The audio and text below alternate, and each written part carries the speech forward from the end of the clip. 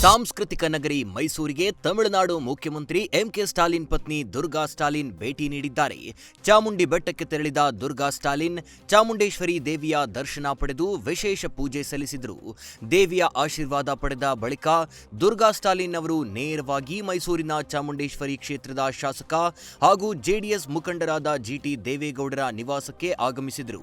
ಈ ಸಂದರ್ಭದಲ್ಲಿ ಜಿಟಿ ದೇವೇಗೌಡ ಮತ್ತು ಅವರ ಪತ್ನಿಯವರ ಕಾಲಿಗೆ ಬಿದ್ದು ದುರ್ಗಾ ಸ್ಟಾಲಿನ್ ಆಶೀರ್ವಾದ ಪಡೆದರು.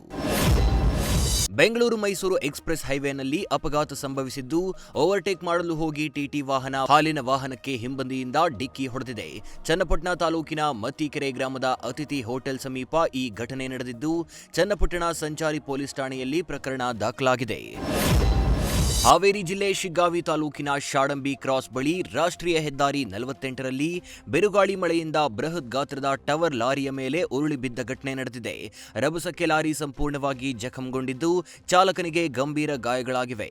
ಗಾಯಾಳುವನ್ನ ಶಿಗ್ಗಾವಿ ತಾಲೂಕು ಆಸ್ಪತ್ರೆಗೆ ದಾಖಲಿಸಿ ಚಿಕಿತ್ಸೆ ನೀಡಲಾಗುತ್ತಿದೆ.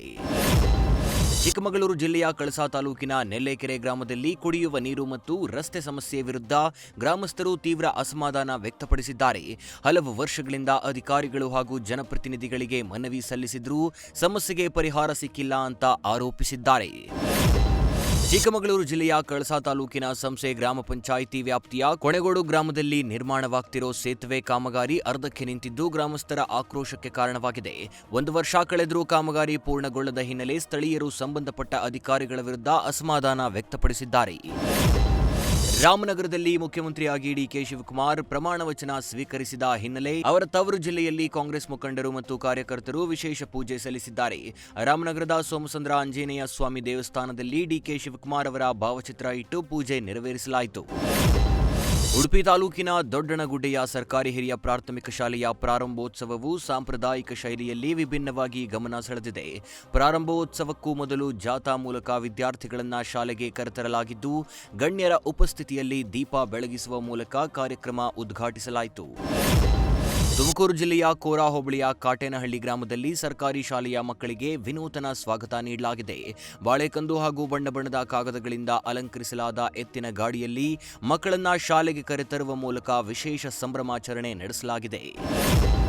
ಅಧಿಕ ಮಾಸದ ಪುಣ್ಯ ಫಲಕ್ಕಾಗಿ ಶ್ರೀ ಮುಖ್ಯ ಪ್ರಾಣದೇವರ ಸನ್ನಿಧಾನದಲ್ಲಿ ಭಕ್ತಾದಿಗಳ ಸಮ್ಮುಖದಲ್ಲಿ ಹಮ್ಮಿಕೊಳ್ಳಲಾಗಿದ್ದ ವಿಶೇಷ ಹೋಮ ಹವನಗಳು ಅತ್ಯಂತ ಶ್ರದ್ಧಾ ಭಕ್ತಿಗಳಿಂದ ನೆರವೇರಿದ್ವು.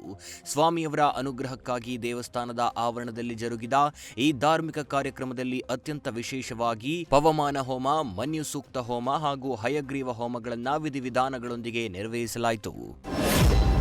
ಬಾಗಲಕೋಟೆ ಜಿಲ್ಲೆಯ ಮುಧೋಳ್ ತಾಲೂಕಿನ ಮಾಚಕನೂರು ಗ್ರಾಮದಲ್ಲಿ ಪ್ರಸಕ್ತ ವರ್ಷದ ಶಾಲಾ ಪ್ರಾರಂಭೋತ್ಸವ ಹಾಗೂ ದಾಖಲಾತಿ ಅಭಿಯಾನಕ್ಕೆ ಅದ್ದೂರಿ ಚಾಲನೆ ದೊರೆಯಿತು. ಗ್ರಾಮದ ಸರ್ಕಾರಿ ಮಾದರಿ ಹಿರಿಯ ಪ್ರಾಥಮಿಕ ಶಾಲೆಯ ವಿದ್ಯಾರ್ಥಿಗಳು ಕುಂಭ ಹೊತ್ತು ಪ್ರಮುಖ ಬೀದಿಗಳಲ್ಲಿ ಸಂಚರಿಸುವ ಮೂಲಕ ಶಾಲಾ ದಾಖಲಾತಿ ಕುರಿತು ಜಾಗೃತಿ ಮೂಡಿಸಿದರು.